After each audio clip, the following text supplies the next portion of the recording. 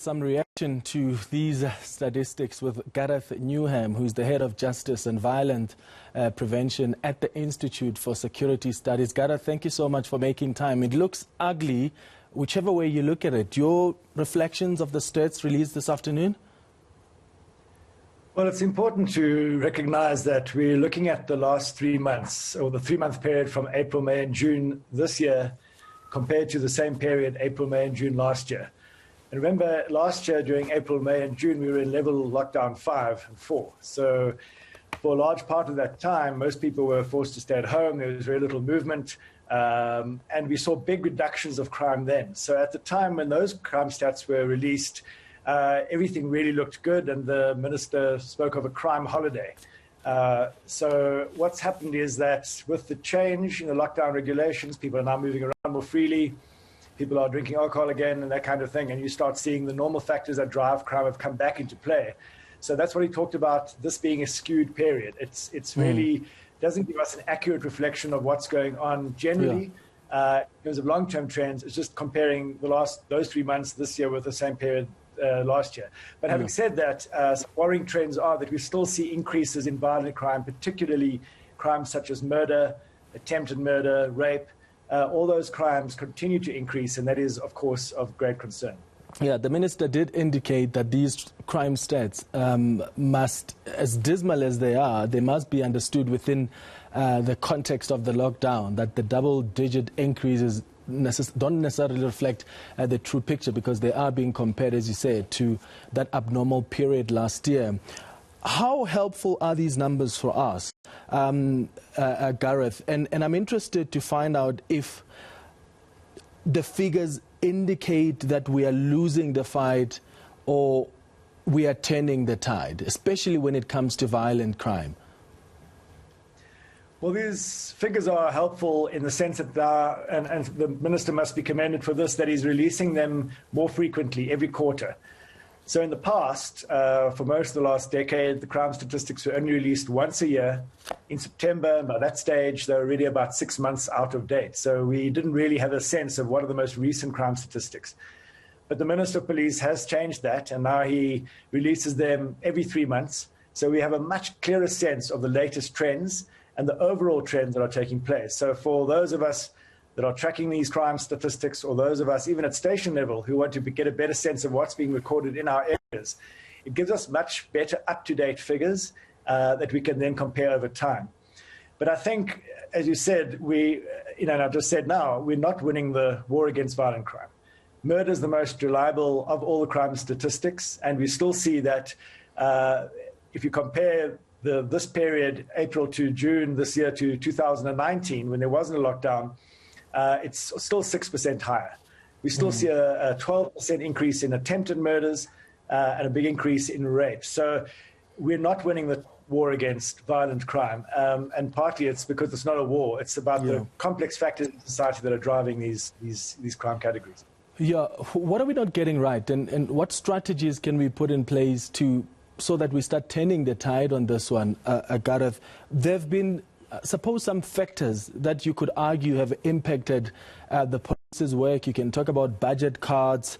The police commissioner was talking about the fact that, no recruits, the fact that they need more police visibility. But for that, you are going to need the bodies on the ground. And if there are police officers that are leaving the force, when they are retiring, you're losing skills. And if you're not bringing in new recruits, that's not really going to fully capacitate you so that there can be increased visibility on the ground.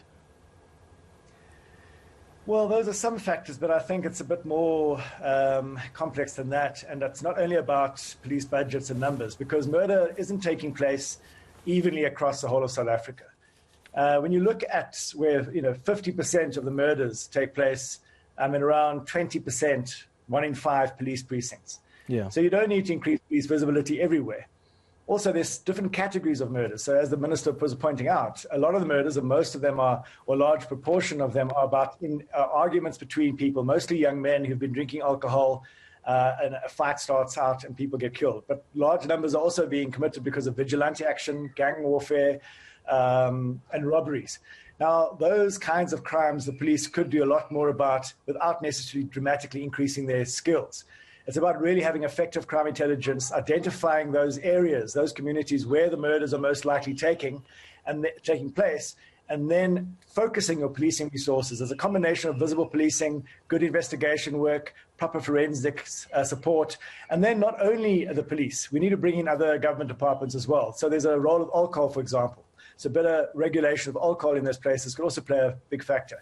And making sure that you're targeting illegal firearms in those areas could also play a big role. So we just need to see, it's not only the police that can solve this problem. The police need to be working a lot more closely with other government departments and NGOs in those areas where we have high levels of crime to really tackle the factors that are driving, say, murder, rape, and robbery in those areas. Yeah, so it's a multifaceted approach.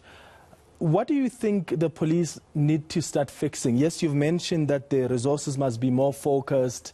They must work with the other departments. You've mentioned, I think, intelligence was the first thing that you mentioned. But do we have a strong crime intelligence? I mean, we've been hearing reports of a budget that wasn't approved.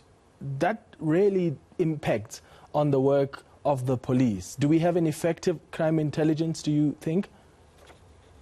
Well, we have quite a large crime intelligence capability in terms of numbers of people, over 8,000 people working in crime intelligence with a budget of over 4 billion rand per annum at the moment.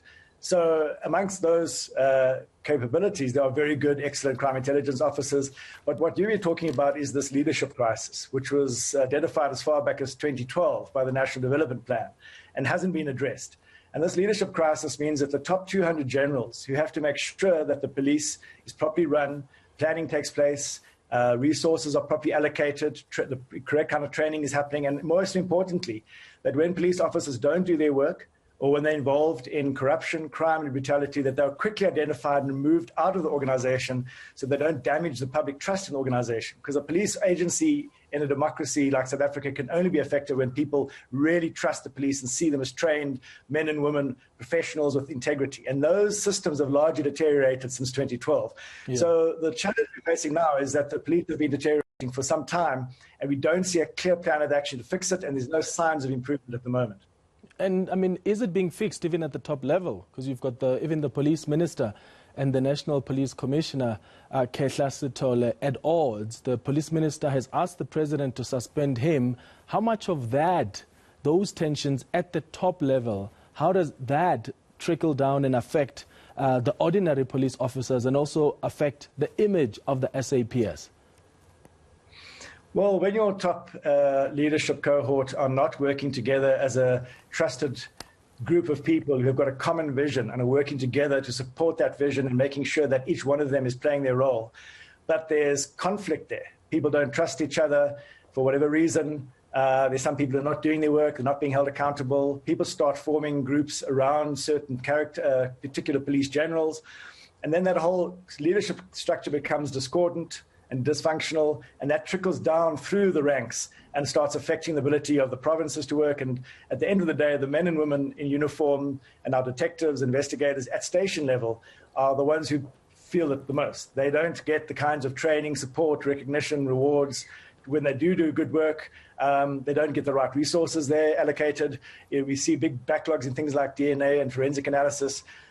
Their colleagues who might be involved in corruption, working with gangsterisms, linked to organized crime are not being removed. Those that are being brutal are not being removed. So the community stop trusting them.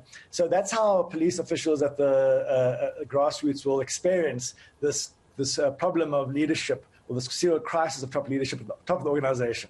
And there's certainly been no clear plan presented to Parliament or anywhere else that I'm aware of that shows how this will be addressed. And so it appears that it's continuing. And really, it's up to the president to solve. The president has to apply his mind to this and decide how he's going to move forward, because he is the person, given that he's the president, who appoints both the minister and the national commissioner.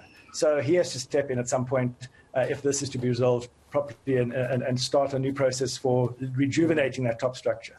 Yeah, he's been sitting with that request by the police minister. Let's hope he'll be responding soon. because the matter has to be addressed. Gareth, I always appreciate your insights and helping us understand better the strategies, failures and capacities of our SAPS. That's Gareth Newham, the head of Justice and Violence Prevention at the Institute for Security Studies.